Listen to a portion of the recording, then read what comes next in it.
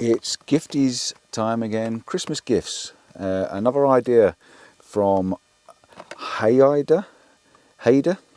This is the CPL-VND, so it's a polarizer variable ND filter from 3 to 7 stops. It's a 2-in-1 filter, it's a Pro 2, and this one is an 82mm, because when I buy filters, I always buy them at an 82mm because that will cover all the ranges of filter sizes, and then use step-up rings to make them fit all your lenses. That just seems a common sense way of doing it. Buy one filter that fits everything rather than a small filter and then you buy a big lens and it doesn't fit.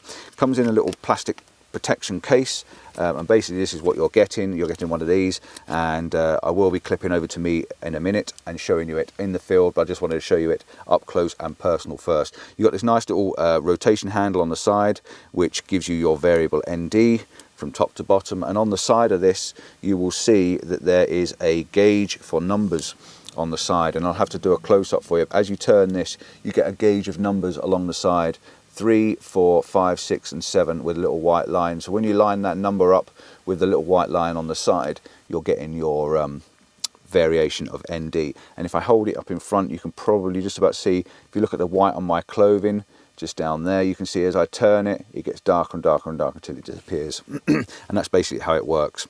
The polarizer side of it, when you attach it, it screws onto the front of your lens. When you attach it to this black part, the red part then spins. So basically what that's doing is giving you your polarization. And again, I don't suppose I could probably see the polarization in the van because it's almost impossible to have a light source. In all fairness, it is actually working. I don't know whether I can do it on the lights or anything like that above there, but I'll do it out in the field anyway for you. But it is actually working and polarizing in the van with the lights I'm using in here. It's red. It's really quite a nice bright red colour, which is very helpful for seeing and make sure when it's attached to the front of your camera you can actually see where it is. And this is a really nice smooth action as well for picking the filters. Now they say it's got no cross whatsoever on this, no cross polarization. That is something I need to test out in the field. It comes with a little bit of an instruction leaflet for you, and it also has a card in there, and the card it's giving you all of your variations of shutter speeds to apertures to light factors and stuff like that. So it's a nice little card for all the information on there as well. It's got a nano coating as well. It's got a coating to stop the water from repelling, or stop the water purling up on it, so it just runs away, which is really nice. It retails at £83 for the 82mm and £70 for the 77mm. Now you may have 77mm as your biggest filter size, but I would still go for the 82, because if you ever change lenses or manufacturers later on, you've got the bigger one, and if you go for a bigger filter than your biggest lens, it will avoid that vignetting. Even though you don't get a lot of vignetting with these, when your filter's the same size as the front of your lens, you've got more chance of vignetting. So go for a bigger one, and then that just helps and eliminates that altogether. Just personal opinion and my thoughts on it. So with it being a 2-in-1, and you're having that built-in CPL, the polarizer, and you're having your neutral density, your ND filters, it means you've only got to carry one item around with you. So if you're doing waterfalls or waterscapes and stuff like that, seascapes, the one filter is probably a really good idea. It saves you flapping around having all these different filters in your bag to sort of pull in and out. It's got a 1-year warranty description. It's waterproof, screw on, polarizer and neutral density filter, and it's an 82mm screw thread. Pretty much simple as that. There's not much I can tell you. So I'm going to show you in the field how this works, and yeah, I'll get back to you with a follow-on to the end of this video. So if you're buying a gift for Christmas, this is probably the one to treat your friend to. It's nice and simple. You can keep it in your pocket, and it's a nice little hanger for the tree. Stocking filler, as you say. If not, if you're treating yourself, then very, very nice. I do lots of stuff for other filters and gear and stuff like that. I don't recommend one particular filter over another. I'm using a different set of filters, and it's just personal preference to the ones you like. But yeah, very, very nice. So I'll see you out on the field, and we'll do some real testing on it. See you outside. So we are outside with the filter on the go, and I'm a bit chilly. It's actually a couple of days after I've done the first part of the video, but I've got my filter on the front now, and I just want to show you that first of all I'm going to take a single shot, and this isn't about the photograph, this is about showing you what's going on.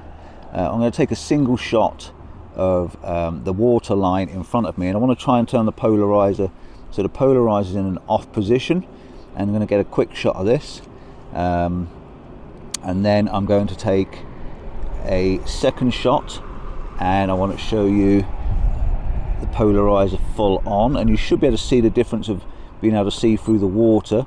There's a ring under the water, which you should be able to see now with the polarizer off. As I spin it round, I can definitely see it appearing in the bottom corner.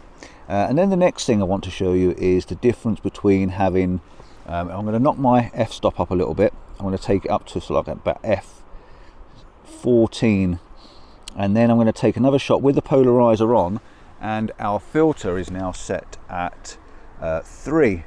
So we've got our filter set at 3, and the first thing I'm going to do is I'm going to put my fingers in front of it and hold 3 fingers up, so we know that that's the 3. So I'm going to take a picture of the 3. I want to see the difference now in the movement of the water. So the first one is 2.5. Then I'm going to lift it up and bring the exposure around, and I'm going to take it up to 5. So the little numbers on the 5. And I'm going to do the same thing again. I'm going to hold my finger in front of it. So I've got 5. And then I'm going to take that exposure with 5. And you should see there's a lot more movement in the water now. And then I'm also going to move it up all the way up to 7, and I'm going to take another shot. This is now giving me 3 seconds, and I'm going to hold my fist together for 7, because I haven't got 7 fingers, surprisingly or not. And then this should give you the difference now of the 3 different exposures with the water and the movement, because the water is actually flowing past me, and hopefully that'll just give you what it is I need to show you. So with that one, 7 seconds, we've got a lot of smooth water. The one in front of it, we've got a slightly bit of smooth water, and the one in front of that, we've got a less smooth water. And then we've got the polarization, and then the one without the polarization after.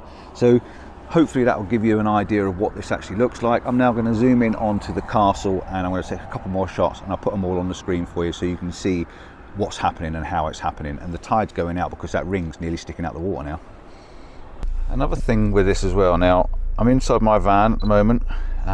Right, so I just want to take a shot of the inside of the van. I've turned the polarizer off at the moment, and I need to keep the exposure down as low as I can.